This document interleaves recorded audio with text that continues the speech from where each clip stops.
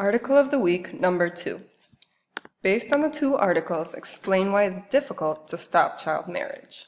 Your annotations are due Wednesday, September 29th, and the CEA is due Friday, September 30th.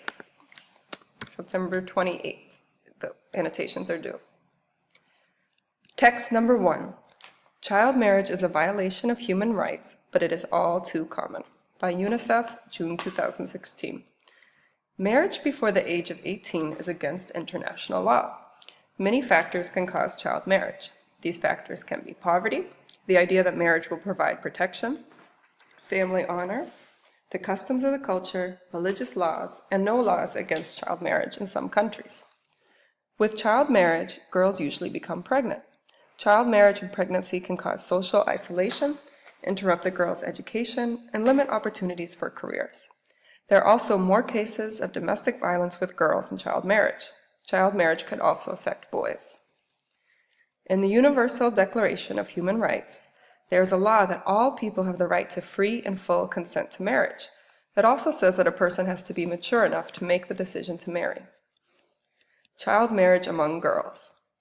Across the globe, rates of child marriage are highest in sub-Saharan Africa, countries that include Cape Verde, Congo, and Eritrea, where about 4 in 10 girls marry before the age of 18. In this part of Africa, 1 in 8 were married before age 15. In Latin America and the Caribbean, 24% of women were married when they were still children. Child marriage among boys. Child marriage affects girls in far greater numbers than boys. About 10% of boys in sub-Saharan Africa marry before the age of 18. Boys are more likely to marry as adults instead of as children. Text number 2. Too Young to Wed, The Secret World of Child Brides, by Cynthia Gorney, National Geographic, June 2011. Child marriage happens in all 5 continents, in all religions, and in all languages. In India, the girls will usually marry boys who are 4 or 5 years older.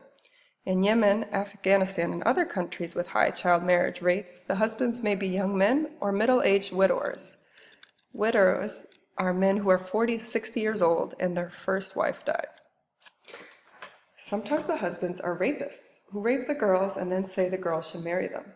Some of these marriages are for business reasons. If one family owes another family money or needs to resolve a problem, the family may offer the marriage of a 12-year-old virgin girl. In most countries, child marriage is against the law, but many communities still marry girls to older boys and men.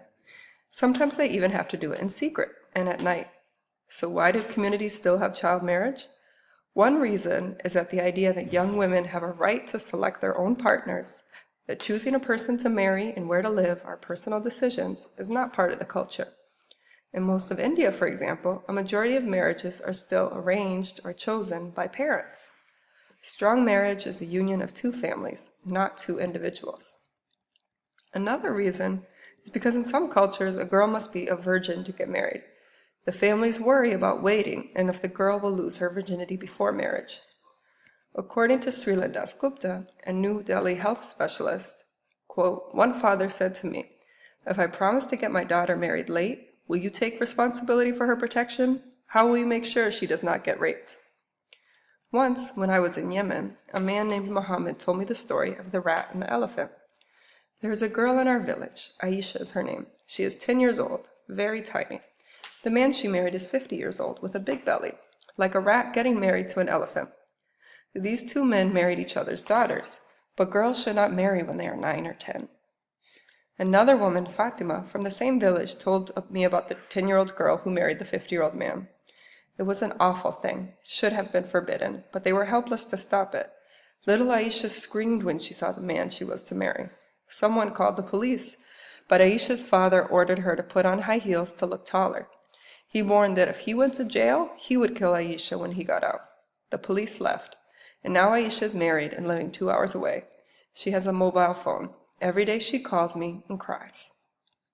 Often when I tell people these stories, they want to go to the country and rescue the girls from child marriage. Molly Melching, a worker at Tatsan organization in Senegal, asked this question: "If we separate a girl and isolate her from the community, what will her life be like?" Melching argues that students need to talk to the communities so that everyone is against child marriage. I want to end with one more story. As I'm writing this article, newspapers are reporting in Yemen about a child bride from a village in Yemen. Her family left her at a hospital 4 days after her wedding. Sexual intercourse ruptured the girl's internal organs and she bled to death. She was 13 years old.